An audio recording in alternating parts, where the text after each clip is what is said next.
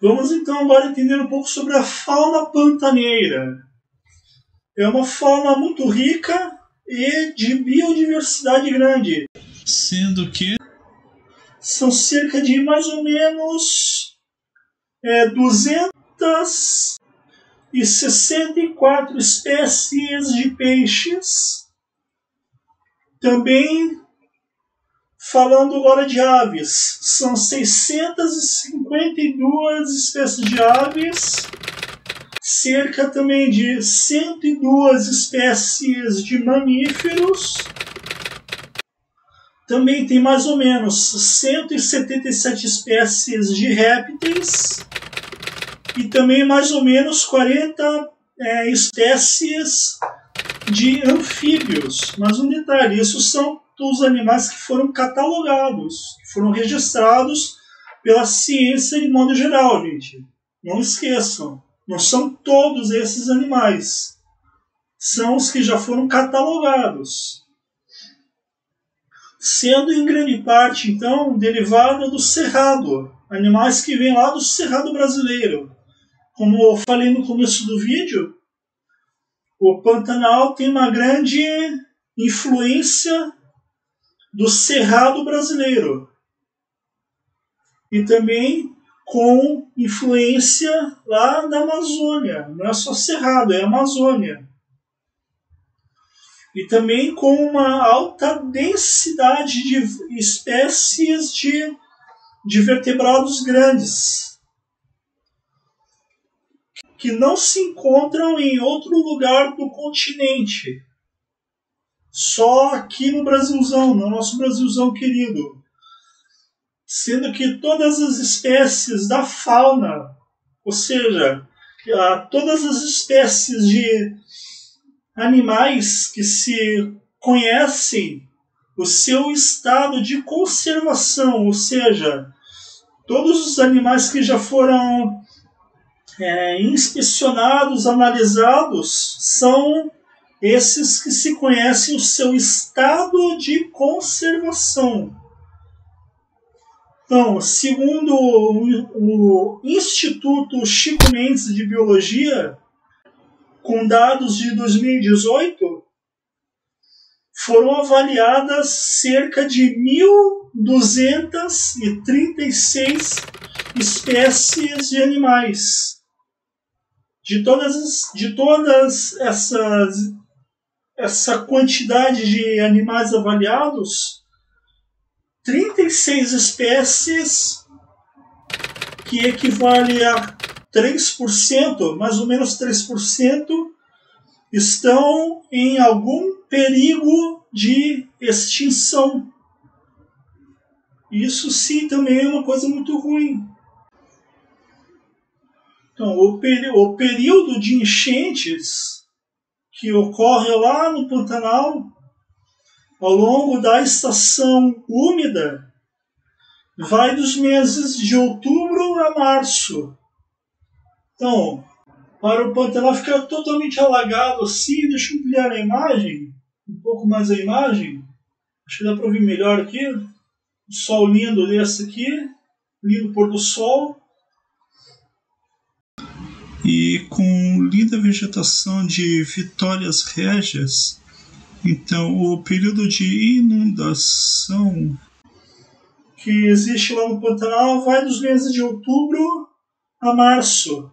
E o período da vazante é chamado de vazante, mas também pode ser dito como um período de seca ou estiagem.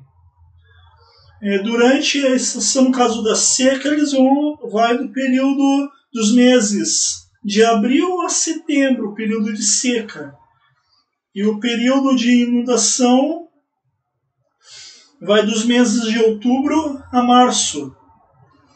Então, durante o período de enchentes, as águas transbordam avançando pelos campos, através dos canais de drenagem que lá se formam, interligando lagoas, formando enormes áreas alagadas no pico da cheia, lá no grande momentão de cheia. No período então das vazantes, os campos se tornam visíveis novamente, com vários canais então secos e várias lagoas também secas. Deixa eu ver se tem a próxima imagem aqui. Aqui novamente. Não sei se dá para ver direitinho o detalhe aqui na imagem, mas aqui tem, eu acho que está muito distante. Aqui tem alguns cavalos, uns bois perdidos aqui. Isso aqui era todo um local alagado. E claro, no período de enchente era um local todo alagado. Agora estamos no período de seca, onde os animais estão lá novamente tentando arranjar um pouco de comida. Então, as enchentes ocorrem devido ao escoamento de chuvas das áreas mais altas ao redor do Pantanal. Ou seja, como eu falei no início do vídeo, o período de enchentes ocorre por causa que a água de chuva escorre das montanhas e cai para a parte interna do Pantanal, que tem as montanhas ao redor do Pantanal. E também, lá no período de cheias, nos terrenos mais altos, formam-se ilhas, formando então áreas de florestas em que a fauna, ou seja, os animais terrestres usam como abrigo. E também vários animais que vivem lá no Pantanal durante o período de estiagem buscam esses locais mais altos e secos, buscando por alimento, que são deixados lá pela própria enchente. E assim como os animais migratórios que passam por lá também entram lá no Pantanal durante as cheias para se reproduzir e abrigar-se. Que o Pantanal também pode ser tido como uma área de transição. O ciclo das cheias assim determina a quantidade de áreas secas e alagadas, que influenciam a distribuição de várias espécies que lá tem.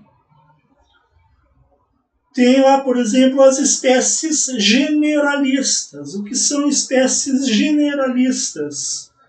São espécies que ocupam áreas maiores, não são espécies de animais muito hábeis, porém se adaptam facilmente a novas situações e são favorecidas no prejuízo das outras espécies, que são assim chamadas de espécies especializadas, que são aqueles que se aproveitam de um recurso determinado. Essa é a diferença de generalista para determinado. Para especializado, desculpe, confundi as palavras. Isso é um dos fatores que explica o baixo número de espécies endêmicas que tem lá no Pantanal. Por causa das enchentes e das várias lagoas e baías que se formam lá no Pantanal, existe uma gigantesca variedade de peixes lá no Rio Paraguai. Os peixes representam o grupo mais bem estudado do reino animal no Pantanal. Os ciclos de cheia e vazão no Pantanal teriam selecionado ao longo de todo esse tempo a ocorrência de uma ictiofauna. O que é uma ictiofauna? É um grupo de peixes ou espécies de peixes que vivem em uma determinada região compostas por um tipo de organismos de uma forma de um local geográfico, sim. Isso que é uma ictiofauna. Também tem os organismos estrategistas, que é composto, então, essa ictiofauna por espécies estrategistas. O que são espécies estrategistas? Não são animais que fazem parte das Forças Armadas, porque são estrategistas, é uma definição que é dada a eles.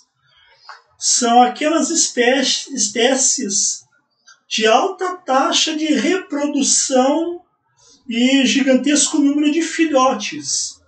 Porém, seu tamanho físico são espécies de animais pequenos. Tem grande mobilidade, adaptados para a variação do nível de oxigênio da água e altamente sazonais, ou seja, estão lá no local apenas no período X ou no período Y. Os peixes precisam desse tipo de ambiente para a sua própria reprodução e o utilizam como centro de procriação. Assim, a pesca lá no Pantanal é feita de uma maneira controlada pela estação ecológica lá do Taimã. É concentrada então a pesca é concentrada então nas espécies carnívoras e frugívoras, que é feita então a pesca de maneira, como disse, controlada com anzol, não é uma pesca feita com rede.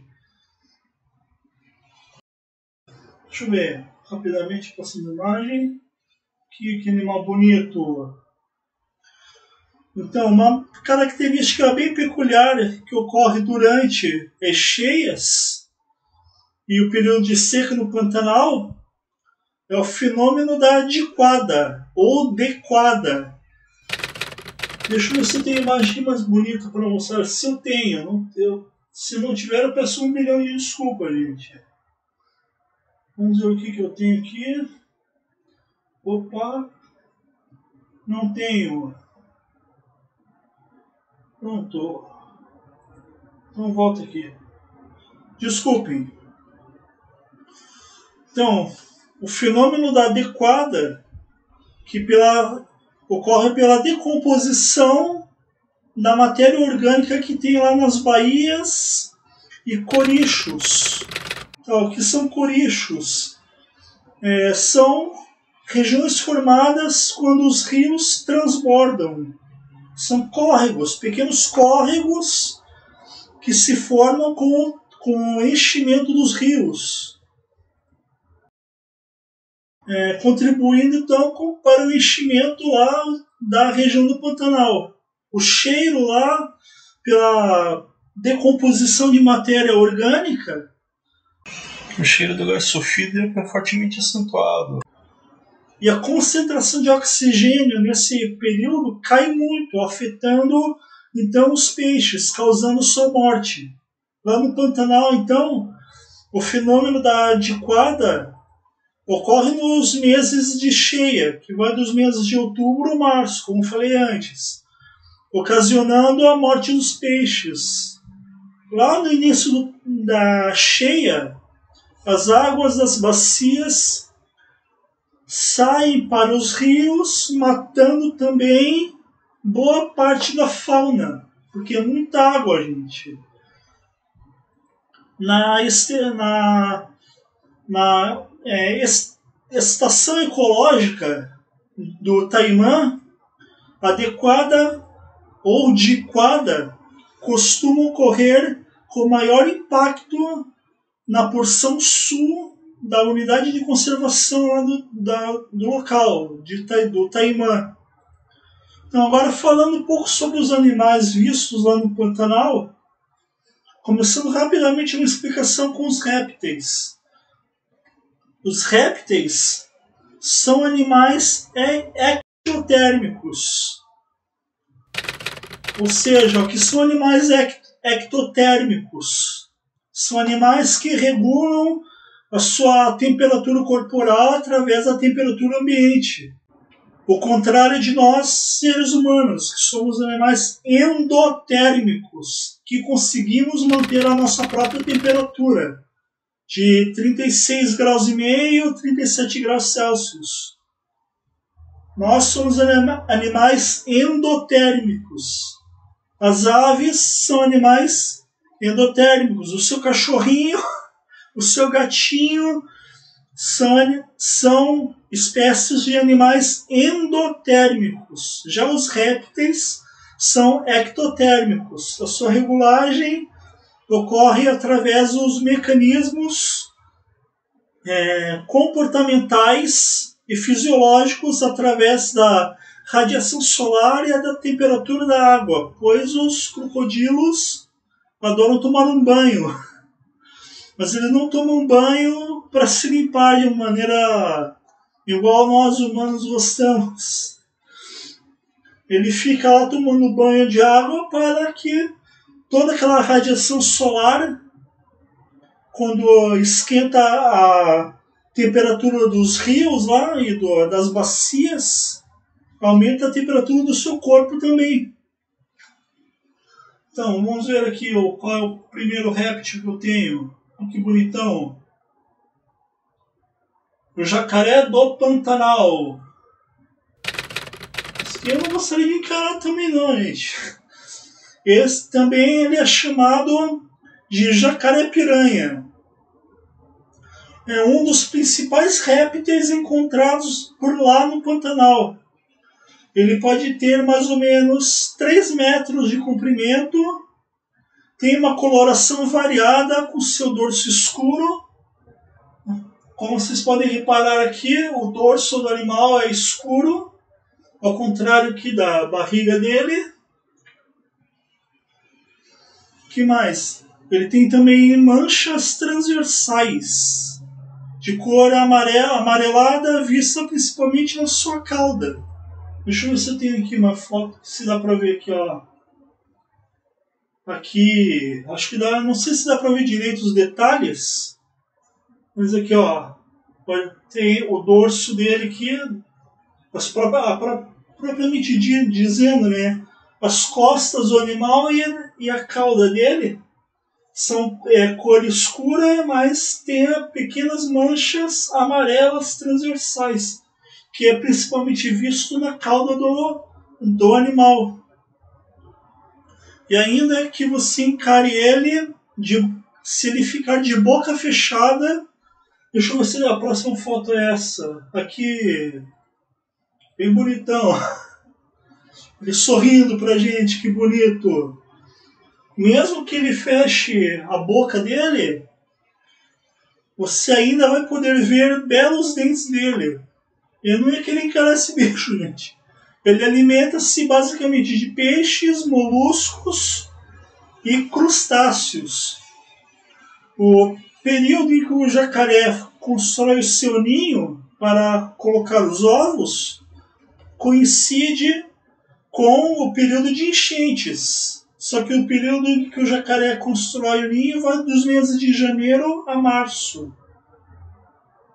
São animais ecologicamente importantes, pois fazem o controle biológico de outras espécies de animais e espécies mais fracas de animais mais velhos e doentes, também controlando a população de insetos e dos gastrópodos, que são os caramujos, transmissores da esquistossomose. É uma coisa bizarra. O bicho é importante, viu? Vamos pegar o próximo animal aqui. A sucuri amarela. Vamos chamá-la. Venha para mim, sucuri. Aqui, deixa eu aproximar o zoom. Acho que dá para ver melhor aqui. Ela é bem bonitinha. Ó, aqui a outra não tem outra da sucuri. Só tem essa daqui mesmo. Então, a sucuri amarela não é uma cobra peçonhenta. Ela mata sua presa por constrição. Ou seja, o que é constrição? A cobra te mata por aquele abraço bem bonito que ela te dá. Igual contei no vídeo anterior que eu estava falando sobre a Amazônia. Ela te dá aquele abraço bonito, vai enrolando-se em você na vítima dela, né? E a cada pulso do seu coração e a cada também pulso de respiração que a cobra sente, né? Ela te esmaga mais, apertando aquele abraço bem bonito e gostoso, te esmagando mais, para que justamente você fique sem ar e o seu sangue pare de circular no seu corpo para que não chegue à sua cabeça e você, a sua vítima, né, venha a óbito e assim ela ter um grande lanche, uma grande alimentação. As fêmeas, então, da cobra amarela, da sucuri amarela, desculpe, as fêmeas são um pouco maiores que os machos. Tem em média de 2,5 metros até 4 metros de comprimento. Ela pode pesar de 30 a 40 quilos. O seu período de gestação é de 6 meses. Põe em média 40 ovos, porque ela a cobra, a sucuri, é um animal ovo-vivíparo. Não é um animal ovíparo. É um animal ovo-vivíparo. O que é um animal ovo-vivíparo? Os ovos começam a se desenvolver em seu interior, se desenvolvem até um período X, antes da eclosão dos ovos, para que então os filhotes nasçam. Então, antes do nascimento, vamos assim dizer, do nascimento, né?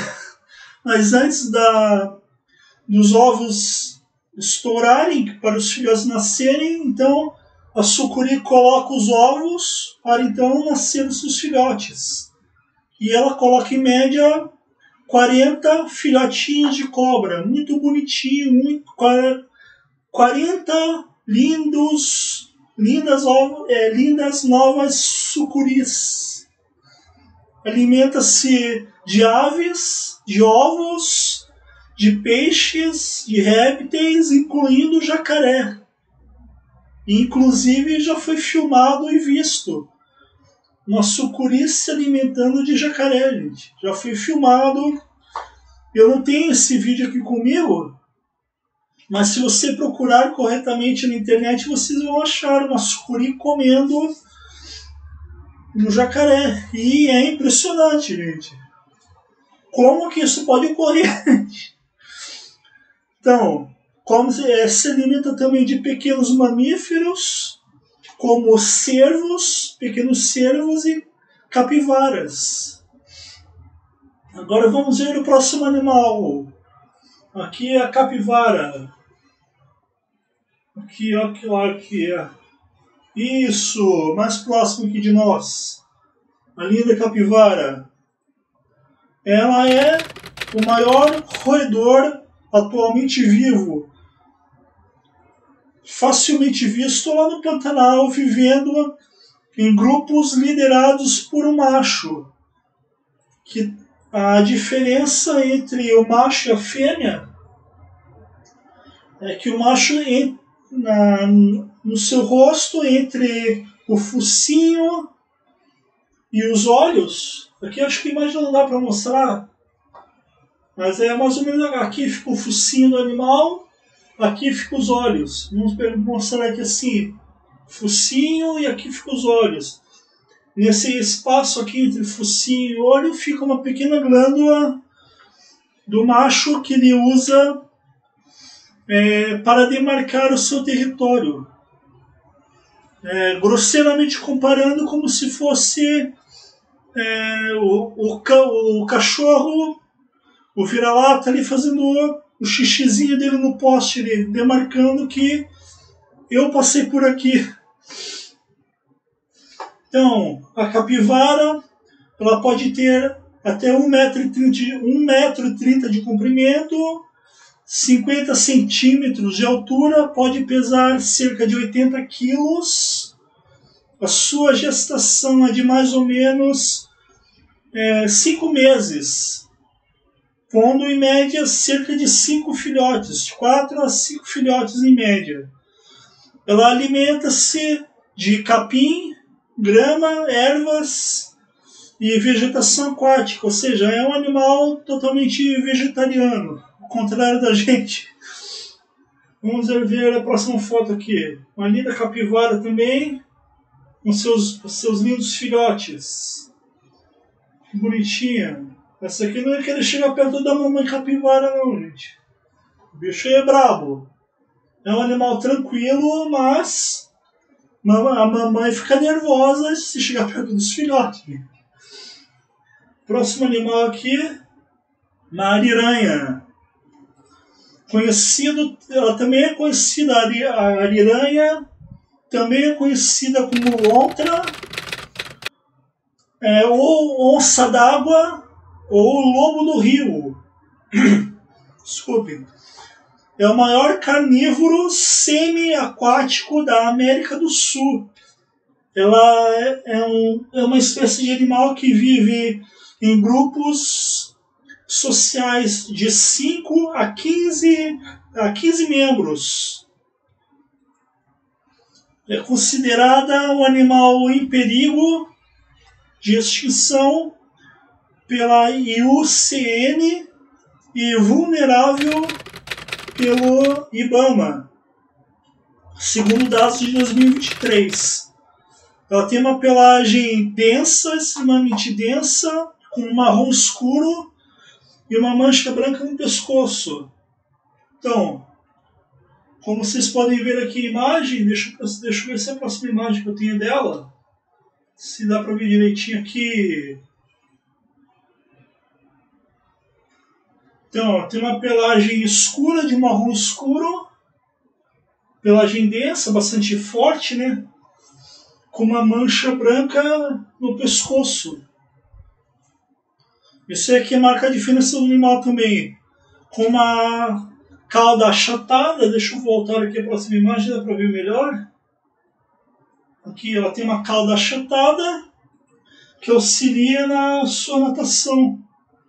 Tem hábitos diurnos, tem aproximadamente 2 metros de comprimento, alimenta-se basicamente de peixes, moluscos, crustáceos, aves, também de pequenos répteis, pequenos vertebrados e mamíferos.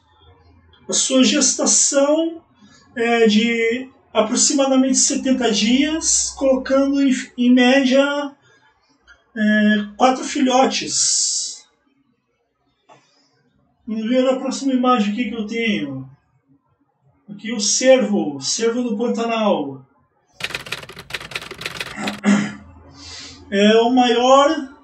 Ele é considerado o maior cervídeo da América do Sul. Não confundam, pois o cervo não existe só apenas aqui no Pantanal do Brasil. O cervo é espalhado pelo mundo, essas espécies de cervo. Esse aqui é o maior cervídeo que tem aqui no Pantanal da América do Sul. No caso, ele é considerado o maior da América do Sul. Ele pode pesar em média 100 quilos. Ele possui membranas entre os dedinhos das patas dele, das 4 patas, o que facilita a sua locomoção em terrenos alagados, como se fosse, grosseiramente comparando, como se fosse uma simples nadadeira. Grosseiramente comparando, como se fosse uma nadadeira. Está em uma área protegida, vive em uma área protegida, considerada sob perigo de extinção pelo IBAMA.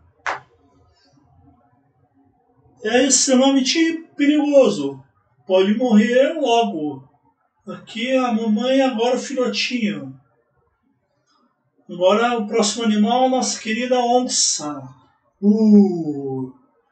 A nossa querida onça pintada. O animal é visto no Brasil inteiro. Só que ele é visto mais exatamente nas florestas amazônicas também é visto no Pantanal, também já foi visto aqui nos estados de São Paulo e Paraná.